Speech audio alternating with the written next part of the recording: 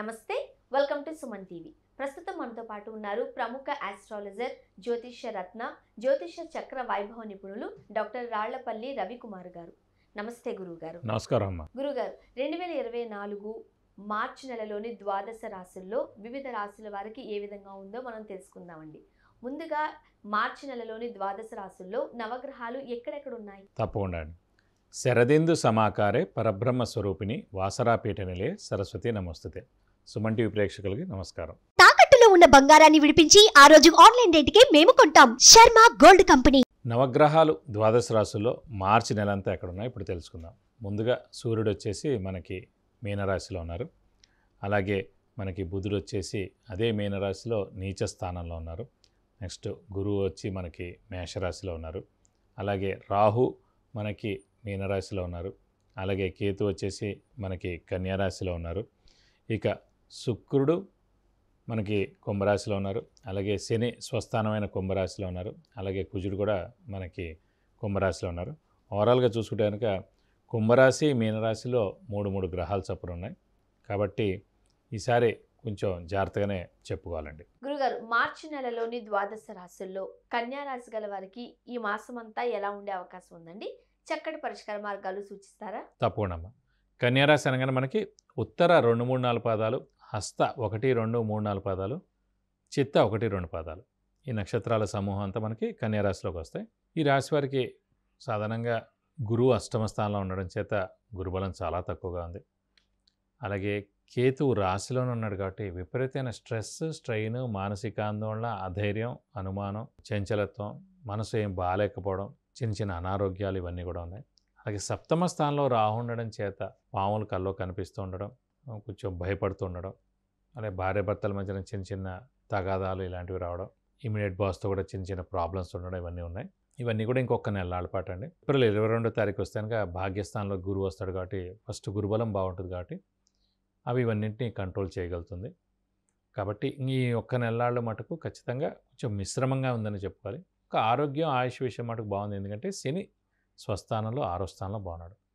3, 6, 11 స్థానాల్లో ఎప్పుడు శని కానీ, రాహు కానీ, కేతు కానీ ఉన్నా కూడా పరిపూర్ణమైన ఫలితాలు 100% బెస్ట్ ఫలితాలు ఇస్తాడు. సో కన్యారాశి వారికి 6వ స్థానంలో శని ఉన్నాడు కాబట్టి 100% ఆరోగ్యం, ఆయుష్. అదే శని మళ్ళీ ఉద్యోగానికి కారకుడు, ప్రొఫెషన్ కూడా కారకుడు కాబట్టి ఉద్యోగం, ప్రొఫెషన్ కూడా చాలా బాగుంటుంది కన్యారాశి వారికి. కానీ విపరీతమైన డబ్బు ఖర్చు ఇవన్నీ కూడా ఉంటాయి. దైవబలం, దైవానుగ్రహానికి సంబంధించిన గ్రహమైన గురువు అష్టమంలో ఉండడం చేత ఏ పనులు ముందుకి సాగవు, బాగా కష్టపడితే కానీ పనులు జరగకపోవడం అన్నీ జరుగుతాయి. అలాగే ప్రస్తుతం ఈ కన్యారాశి అధిపతి అయిన బుధుడు కూడా నీచలో ఉన్నాడు. సో హార్డ్ వర్క్ శూన్యంగా ఉంది. సో అదృష్టకారకుడైన శుక్రుడు మటుకు పంచమంలో చాలా బాగున్నాడు కాబట్టి కాస్త పర్వాలేదు. ఏదైనా సరే కొంచెం మిశ్రమంగానే ఉందని చెప్పుకోవాలి. ఇంకా ఒక నెలల మటుకు గడ్డు కాలం అనే చెప్పుకోవాలి కన్యారాశి వారికి. ఏప్రిల్ 22వ తారీఖు వస్తే మటుకు అన్ని విధాలా బాగుంటుందని చెప్పుకోవాలి. ముఖ్యంగా కాస్త ఇబ్బందికర పరిస్థితులు ఈ మాసం అంతా కూడా కన్యా రాశి వారు ఎదుర్కొనే అవకాశాలు ఎక్కువగా కనిపిస్తున్నాయి కాబట్టి వీళ్ళకి ఆర్థికంగా ఎలా ఉండే అవకాశం ఉందండి? ఆర్థికంగా విపరీతమైన ఖర్చు అండి. అనుకోని ఖర్చులు చాలా వస్తుంటాయి అన్నమాట. అది ఇంట్లో పెద్దవాళ్ళు కానీ, చిన్నపిల్లలు అనారోగ్యంగా అవ్వచ్చు, అయితే కన్యారాశి వారికే అవ్వచ్చు, అయితే ఇంట్లో బంధువులు వీళ్ళందరూ కూడా ఎక్కువగా రావడం, వీళ్ళతోటి విపరీతమైన డబ్బులు ఖర్చు పెట్టడం, చాలా రోజులు వాళ్ళు ఇంట్లో ఉండడం, దాని రీత్యా కూడా ఖర్చు అవ్వచ్చు. అలాగే అప్పులు వాళ్ళ బెడద తప్పకపోవడం, అప్పులు మనం తీసుకున్న వాళ్ళు కూడా మన మీద పడడం, ఇవన్నీ కూడా ఉండొచ్చు. సో విపరీతమైన డబ్బు ఖర్చు మటుకు ఏదో విధంగా మటుకు ఖచ్చితంగా ఈ నెలల మటుకు తప్పదు. మరి ఉద్యోగస్తులకి ఏ విధంగా ఉండే అవకాశం ఉంది? ఉద్యోగస్తులకు బాగానే ఉందండి. ఉద్యోగస్తులు ముఖ్యంగా శని 6వ స్థానంలో బాగున్నాడు కాబట్టి చాలా బాగుంది. కానీ బాస్తో మటుకు చిన్న దెబ్బలాట్లు, యుద్ధ వాతావరణం చూడడం, అలాగే మాట అనుకోవడం, అసలు అయితే ఉద్యోగం మానేసే పరిస్థితి దాకా రావడం, ఇలాంటివి కూడా జరుగుతుంటాయి. అందుకే మౌనంగా ఉండాలి. మిశ్రమంగా ఉంది కాబట్టి మనం మౌనంగా ఉండాలి. ఇంకొక నెలలో గురుబలం స్టార్ట్ అవుతుంది. గురువు స్టార్ట్ అయ్యంటే కనుక సంతానానికి, ఆరోగ్యానికి, దైవబలానికి, దైవానుగ్రహానికి, ముఖ్యంగా ఆర్థికానికి ధనకారకుడయ్యాడు. అది కాకుండా వివాహం కాని వారికి వివాహం, సంతానం లేని వారి సంతానం, ఫారెన్ ట్రావెల్ ఇవన్నీ కూడా అందులోకి వచ్చేస్తాయి అన్నమాట. సో ఒక్క నెలలు మీరు మౌనంగా ఉండి కామ్గా ఉన్నారంటే కన్యారాశి వారికి పట్టిందల్లా బంగారం అని సరిపోతుంది. ఎందుకంటే ఇంకొక ఏడాది పాటు శని బలం పరిపూర్ణంగా ఉంటుంది. గురువు ఆల్రెడీ మనకి భాగ్యంలో వస్తాడు, దశమంలో, లాభంలో వస్తాడు. 3 ఏళ్ల పాటు గురుబలం ఉంటుంది. ఒక్క రాహుకేతులు కూడా ఒక ఏడాదితో మారిపోతారు కాబట్టి వాళ్ళ బలం కూడా బాగుంటుంది. ఒక్క నెలలాళ్ళు మీది కాదనుకుంటే పట్టిందల్లా బంగారం. ఒక ఏనాడు ధరించి మటుకు చాలా గడ్డు కాలమే అనుభవించారు. అనారోగ్య రీత్యా, ఆర్థిక రీత్యా, అవమానాల రీత్యా ఇవన్నీ కూడా పడ్డారు. ఇంకొక నెలలోకి వచ్చారు. కొంచెం జాగ్రత్తగా ఉండండి. మరి ఉద్యోగస్తులకి ఇట్లా ఉంది కాబట్టి వ్యాపారస్తులకి ఎట్లా ఉండే అవకాశం ఉంది? వ్యాపారస్తులు కూడా మిశ్రమం. ఎందుకంటే వ్యాపార కారకుడే బుధుడయ్యాడు, రాశ్యాధిపతే బుధుడయ్యాడు. అలాంటి బుధుడే నీచలో ఉన్నాడు కాబట్టి ఈ నెలలాళ్ళు కూడా మనం మౌనంగా ఉండడం ఉత్తమం. ఎందుకంటే ఏ రూపాయి ఇచ్చినా కూడా అసలు మళ్ళీ వెనక్కి తిరిగి రాదు.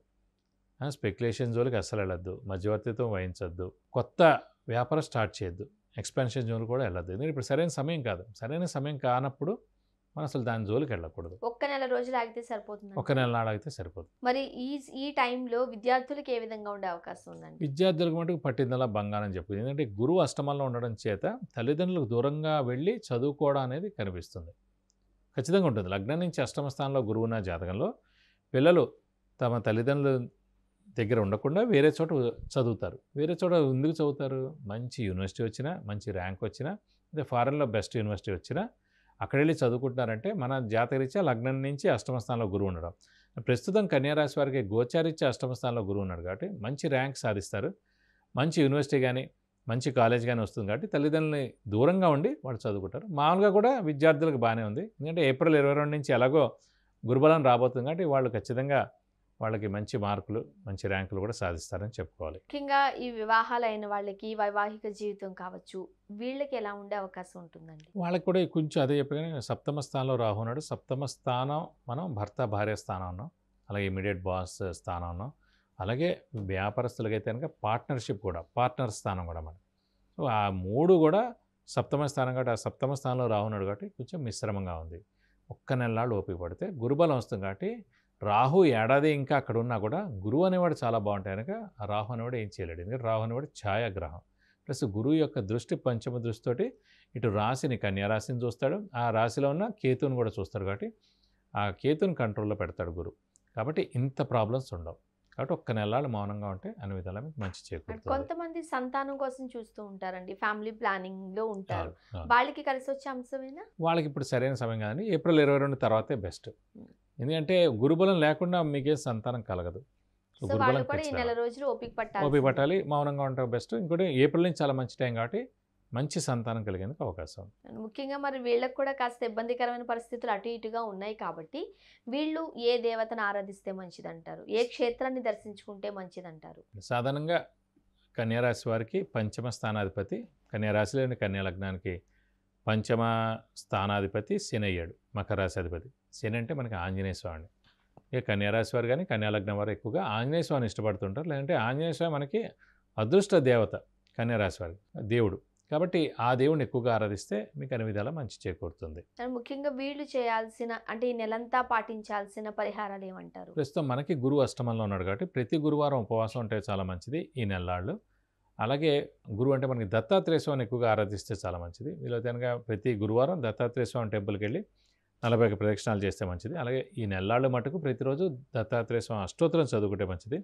వీలైతే ఇంకా ఇబ్బందిగా ఉంటే మటుకు ప్రతి గురువారం ఈ 4 గురువారాలు బ్రాహ్మడికి కేజీంపావు శనగపప్పు దానం ఇస్తే కనుక దోషం మొత్తం తొలగిపోతుంది. మనం మార్చి నెలలోని ద్వాదశ రాశుల్లో ఒక్కొక్క రాశి గురించి మీరు వివరంగా తెలియజేస్తున్నారు. ముఖ్యంగా కన్యా రాశి గల వారికి ఈ మాసం అంతా ఏ విధంగా ఉండే అవకాశం ఉంది, అలానే చక్కటి పరిష్కార మార్గాలు సూచించారు. ధన్యవాదాలండి. నమస్కారం. సుమన్ టీవీ ప్రేక్షకులకు విద్య గురించి కానీ, ఉద్యోగానికి సంబంధించి కానీ, వివాహానికి సంబంధించి కానీ, కుటుంబ సమస్యలకు సంబంధించి కానీ, వ్యాపారానికి సంబంధించి కానీ, ఇతరత్ర ఎటువంటి సమస్యలు ఉన్నప్పటికీ మీకు కింద స్క్రోల్ అయిన నంబర్కి కాల్ చేయవచ్చు, లేదా వాట్సాప్ కూడా చేసి గురువుగారు అపాయింట్మెంట్ తీసుకుని గురువుగారితో మీరు నేరుగా మాట్లాడి చక్కటి పరిష్కార మార్గాలు పొందగలరు.